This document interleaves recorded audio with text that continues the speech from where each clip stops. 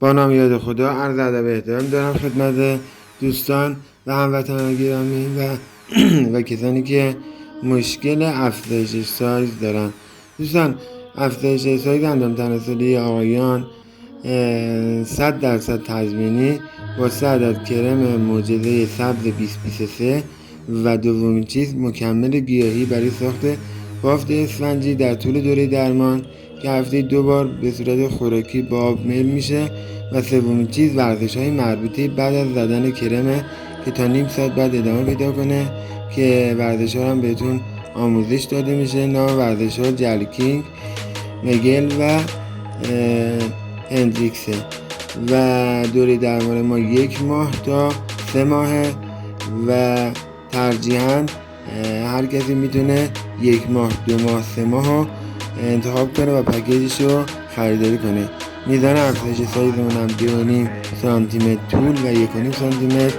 حجم در هر ماه اتفاق خواهد افتاد. دائمی، کاملا ارگانیک، بدون ضرر، هیچ گونه عوارضی نداره، غیر قابل برگشت. این کرم ظرف مدت 6 سال آزمون و خطا به دست اومده بچه‌ها. ما با روغن خراطین شروع کردیم، بعد روغن زالو و خراطین و وکیوم و تمام راهکارهایی که الان اگر شما اینترنت سرچ کنید راههای از کنم خدمتون که سنتی، انواع میوه‌جات، سبزیجات، ویتامین ها، مکمل های دارویی و همه اینا قسمتی از درمان ما حساب شده. یعنی از هر چیزی ما یه تجربی به دست آوردیم تا به این کرم رو به دست بیاریم و این کرم محصول مشترک 7 پزشک اورولوژیست و پزشکای سنتی کشور خودمون هستش و دارو کاملا به صورت